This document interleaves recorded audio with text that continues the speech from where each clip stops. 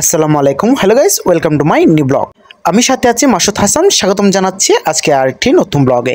আজকে চলে আসছে চট্টগ্রামের একটি বিখ্যাত দর্শনীয় স্থান পতেঙ্গা সি বিচ। এই ব্লগের সাথে থাকুন। So let's go. So guys, বর্তমানে গাড়ি থেকে নেমে গিয়েছি পতেঙ্গা সি বিচ কর্ণফুলী টানেলের সামনে। রাস্তা পার হয়ে চলে যাচ্ছি পতেঙ্গা সি বিচের দিকে। ওয়েদারটা আপনারা দেখতেছেন, যেহেতু গরম তাই একটু আনারস মাখে খেয়ে নিচ্ছি আগে। যদিও আমি ফুড ব্লগার না, তারপরেও ব্লগের ক্ষেত্রে নিয়ে নিলাম ক্যামেরায় আনারস মাখাটাই। ফুফাতো ভাই আকাশ দেখতেছে, আনারস নিয়ে আসতেছে আমার জন্য।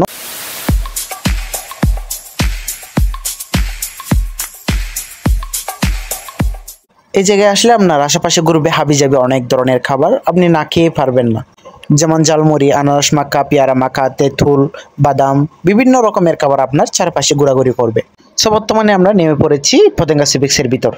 সো গাইস, আপনি যদি সি বিচে এসে থাকেন তাহলে কাঁকড়া আর পেঁয়াজও খাবেন না, এটা হতেই পারে না। পতেঙ্গা সি বিচের সবচেয়ে জনপ্রিয় খাবার হচ্ছে কাঁকড়া পেঁয়াজও। এর সাথে আছে মাছের বিভিন্ন রকমের বারবিকিউ। এক এক দোকানে এক এক ধরনের দাম হলেও সবার জনপ্রিয় এই খাবারগুলো। বাংলাদেশ, জেলা চট্টগ্রাম, পতেঙ্গা সি বিচ। চট্টগ্রাম আন্তর্জাতিক শাহ আমানত বিমানবন্দর ও বঙ্গোপসাগরের তীরে ফুল এরিয়া ঘিরে অবস্থিত আছে এই পতেঙ্গা সি বিচ। এই পতেঙ্গা সি বিচে প্রতিদিন থাকে হাজার হাজার দর্শনার্থী। এর মধ্যে আপনি সবচেয়ে বড় ধরনের ভুল করবেন যদি শুক্রবারে আসেন। আজকে শুক্রবার, আমরা আসছি পতেঙ্গা সি বিচ। শুক্রবারে আসলে কেন ভুল করবেন তা কেন বলেছি। এখন বর্তমানে মানুষ দেখা না গেলেও সূর্য অস্তের আগ মুহূর্তে থেকে যে পরিমাণ দর্শনার্থী দেখা যাবে, পা রাখার জায়গা থাকবে না এই পতেঙ্গা সি বিচে। সূর্য অস্তে যাওয়ার মূল দৃশ্য দেখার জন্য হাজার হাজার দর্শনার্থী ভিড় জমায় এই পতেঙ্গা সি বিচে। জোয়ার ভাটার উপর নির্ভর করেও এই পতেঙ্গা সি বিচের নানা রকম দৃশ্য দেখা যায়।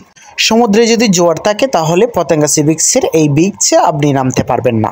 জোয়ারের সময় আপনাকে থাকতে হবে ওয়ালকৃত যে সেফটি জায়গা আছে তার মধ্যেই। তারপর আপনাদের চোখে পড়বে অন্য দেশ থেকে আসা বিমান পড়বে আন্তর্জাতিক শাহ আমানত বিমানবন্দরে। এই পতেঙ্গা সি বিচে কয়েক ঘন্টা ওয়েট করলে আপনার চোখে পড়বে কয়েকটি বিমান নামার দৃশ্য এমন, যা আপনারা অন্য অন্য দর্শনীয় স্থানে পান কিনা সন্দেহ আছে। পতেঙ্গা সি বিচের পাশে আরেকটি দর্শনীয় স্থান হচ্ছে কর্ণফুলী টানেল, যা পুরো বাংলাদেশে খুবই সুপরিচিত টানেল। ফটোগ্রাফি করার জন্য কয়েকটি স্পিডবোট থাকবে বালুর চরেই। সূর্য অস্তের এখনো অনেক সময় বাকি আছে। আপনারা দেখতেছেন কি পরিমাণ মানুষ ভিড় জমিয়ে গিয়েছে অলরেডি। প্রতিদিন সূর্যাস্ত দেখার জন্য এরকম দর্শনার্থী ওয়েট করলেও দেখা মিলবে শুক্রবারে তার চেয়ে 3 গুণ বেশি। আপনারা দেখতেছেন ভোট দেওয়ার মতো লাইন ধরে আছে অসংখ্য দর্শনার্থী।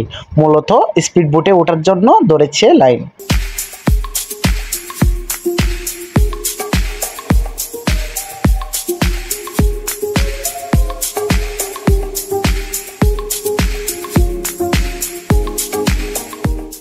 প্রথমে যেই বললাম শুক্রবারে আসলে ভুল করবেন, কি একটা অবস্থা দেখেন, পা রাখার মতো জায়গা নাই এই সি বিচে।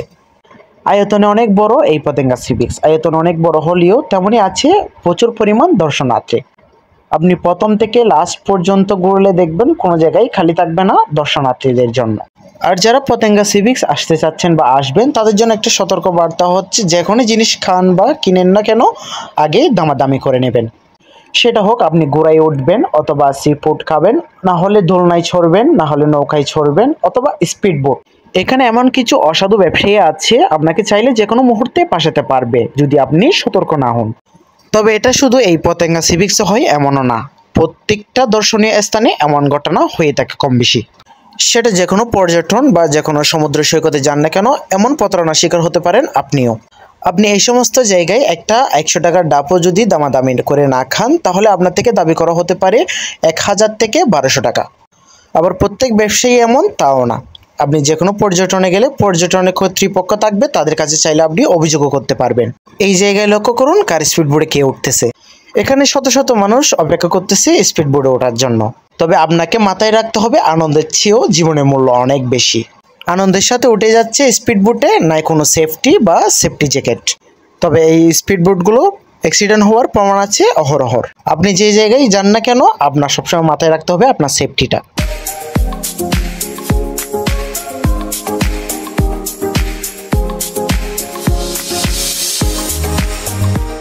পতেঙ্গা সি বিচের আরেকটি সৌন্দর্য স্থান হচ্ছে এই পাথরগুলা। পতেঙ্গা সি বিচের আরেকটি ফেমাস জায়গা হচ্ছে এই পাথরগুলা। সো এতক্ষণ যেটার জন্য অপেক্ষা করতেছিলাম সূর্য অস্ত, দেখুন আপনারা এই হচ্ছে সূর্য অস্ত পতেঙ্গা সি বিচের দৃশ্য।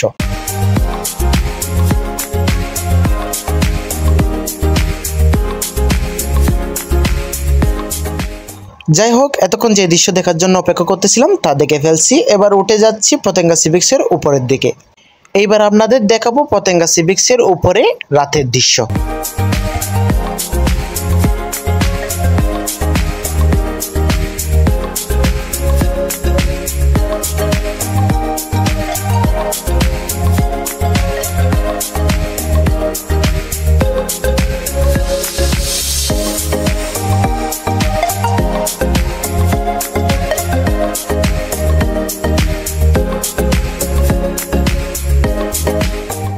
সো গাইস, এই ছিল পতেঙ্গা সিভিক্সের রাতের দৃশ্য। এই জায়গায় আসলে বাচ্চাদের নিয়ে আনন্দ করার মতো একটা সুন্দর জায়গা পেয়ে যাবেন এইখানে। আর বড়দের জন্য আছে মার্কেট, এক সারিতে শত শত দোকান। সো গাইস, পতেঙ্গা সিভিক্সের পুরো ভিউ দেখানোর চেষ্টা করেছি আজকের ব্লগে।